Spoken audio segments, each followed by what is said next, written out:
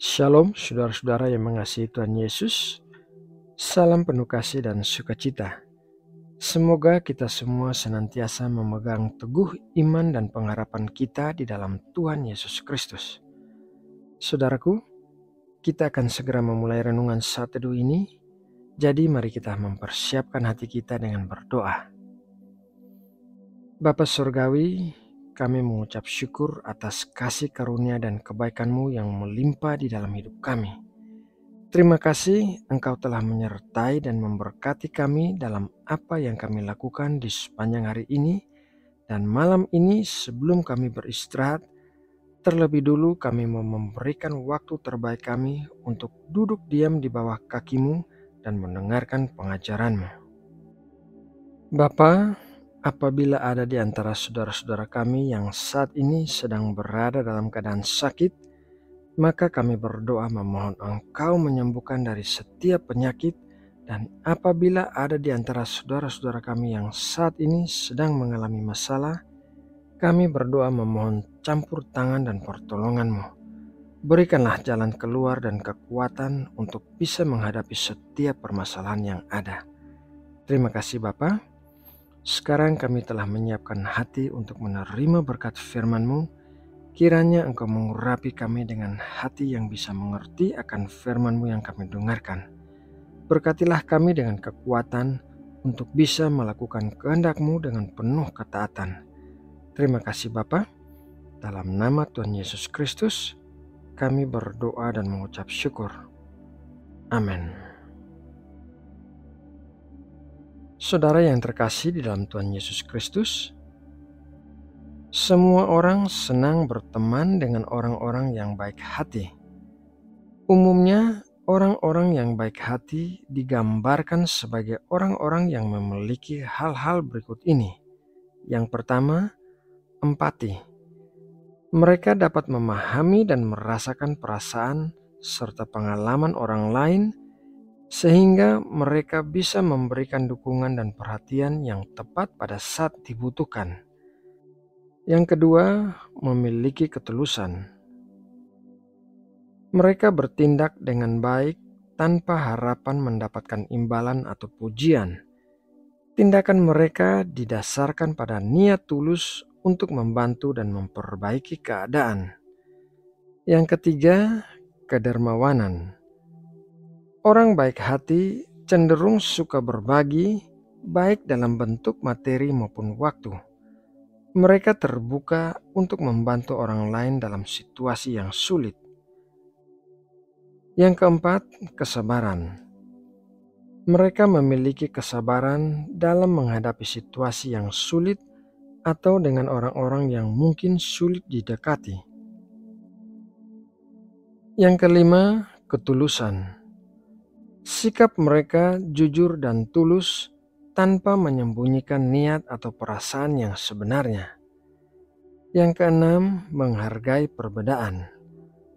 Mereka menerima perbedaan pandangan, budaya, dan latar belakang dengan terbuka dan tidak bersikap diskriminatif. Yang ketujuh, pengampunan.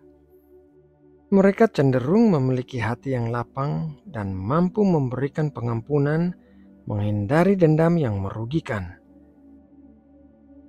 Saudaraku yang terkasih, firman Tuhan juga mengajarkan kita untuk menjadi orang-orang yang kebaikan hatinya terlihat oleh semua orang.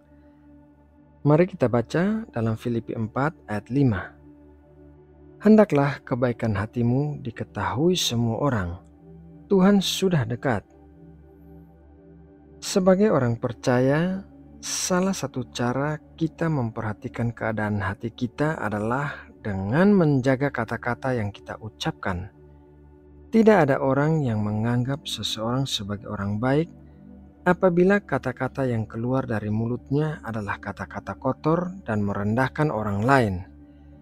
Kebaikan hati diperlihatkan dengan jelas melalui apa yang keluar dari mulut, seperti apa yang dikatakan dalam Matius 15 ayat 18. Tetapi apa yang keluar dari mulut berasal dari hati, dan itulah yang menajiskan orang.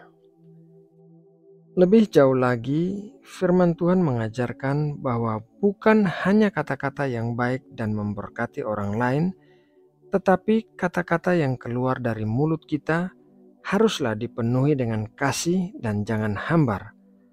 Mari kita baca dalam Kolose 4 ayat 6. Hendaklah kata-katamu senantiasa penuh kasih, jangan hambar, sehingga kamu tahu bagaimana kamu harus memberi jawab kepada setiap orang. Yang dimaksud dengan kata-kata yang hambar adalah kata-kata sia-sia yang tidak memiliki arti apapun dan tidak berguna bagi siapapun. Daripada kita mengucapkan kata-kata yang hambar, lebih baik kita diam apabila kita tidak memiliki kata-kata yang baik untuk diucapkan kepada orang lain. Sebaliknya, perkataan yang tepat diucapkan kepada seseorang akan menjadi berkat bagi orang itu yang mungkin akan mempengaruhi seluruh kehidupannya. Mari kita baca dalam Amsal 25 ayat 11. Perkataan yang diucapkan tepat pada waktunya adalah seperti buah apel emas di pinggan perak. Setiap orang membutuhkan kata-kata yang baik yang diucapkan kepadanya, terutama di saat-saat ia sedang merasa putus asa dan patah semangat.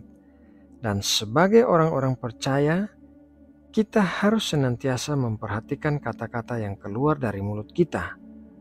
Hendaklah kata-kata kita menggambarkan kebaikan hati kita seperti yang diperintahkan oleh firman Tuhan. Nah, saudara yang terkasih di dalam Tuhan Yesus Kristus, demikianlah renungan firman Tuhan malam ini. Semoga renungan ini memberkati dan menguatkan kita semua yang mendengarkan dengan kesungguhan hati. Mari kita berdoa untuk menutup renungan ini.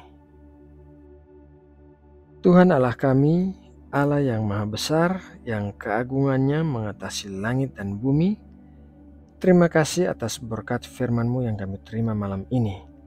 Firman-Mu telah mengajarkan kami untuk menjaga perkataan mulut kami dan memperlihatkan kebaikan hati kami kepada orang lain. Dengan demikian, kami akan menjadi saksi-saksi yang efektif bagi kemuliaan Kristus.